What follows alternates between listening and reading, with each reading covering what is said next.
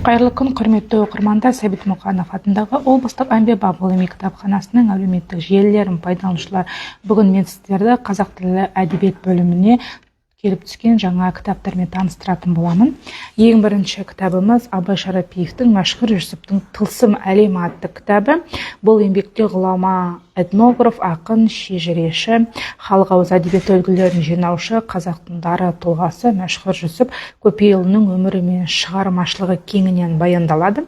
Бұл кітапта шәкірті, атқосшысы болған Иманғали Мәненовтің жинаған мұрағат деректерін аударған Төлепберген Алдабергеновтың жинақтары және атаны көрген, батасын алған, ата есімдерін қойған адамдардың естеліктері мен мақалалары топтастырылған, бұрын соңды жарияланбаған материалдарымен құнды кітап, жалпы әдебиет сүйер қауымға арналады. Және келесі кітабымыз Сәтбай Тастанбек Яхауының Олжас Сүлейменов әлемдік жолды таңдау атты кітабы. Монографияда 20 ғасырдың 60 жылдарынан әлі күнге дейін Қазақстан қоғамдық пікірінде ақылдың билеушісі атанған Олжас Сүлейменовтің өмірі мен қызметінің негізгі кезеңдері, ақынның ұлттық және жаһандық көзқарастары мен тұжырымдамаларының гуманистік қайнары, лингвистік танымының ерекшеліктері, қайталанбас тұлғаның болмыс бітімі қарастырылады. Әлемдік тіл тану мен сөз тану, түркі тану мен шығыс тануға тарих ғылымы мен өркениет үдерісіне қосқан үлесі сараланады. Жаңа кітапта бұрын қалың оқырман қауымға белгісіз архив деректері мен материалдары негізінде Олжас Сүлейменовтың құбылысы туралы қоғамдық пікірі үшін маңызды және нақты тұжырымдамалар түзілген. Және де Ілияс Жансүгіровтің Жолдастар атты романы. Бұл роман Алматы қаласындағы Самға баспасымен 2024 жылы қайта жарық көрді.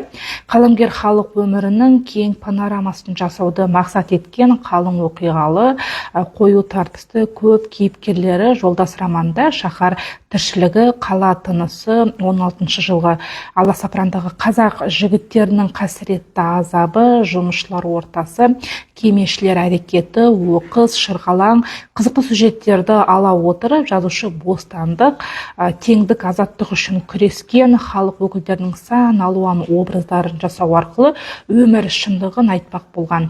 Бай болыстардың бұқара халыққа көрсеткен зорлық, зомбылығы, қара басының ғана қамын ойлаған басшылардың елге жасаған әділетсіздігі, парақорлығы, қарапайым халықтың білімсіздігі, жігерсіздігі, жаңа замандағы түсінбеушілігі, патша үкіметінің қазақ жеріне салған дүрбелеңі, тағы да басқа сол аласапыран заманның жай жапсары шебер суреттелген өтпегелі кезеңде тарихи оқиғалармен танысқысы келетін көпшілік оқырмандарға арналады. Және де отбасы хрестоматиясы жобасымен жарық көрген Кенесары атты кітап. Кітапта Нысанбай жыраудың Кенесары Наурызбай жыры мен Иманжан Жылқайдарұлының Кенесары Саржан жыры беріліп отыр. Жырда қазақтың соңғы ханы Кенесарының ерлік толы жарықтары, орыс отаршылдықтарына қарсы күресі, даңқты сарбаздарының есімдері дәріптеледі. Бұл кітап мектеп оқушыларына, мұғалімдерге, бала тәрбиелеп отырған ата-аналарға, қазақ тарихына қызығатын барша оқырмандарға арналады.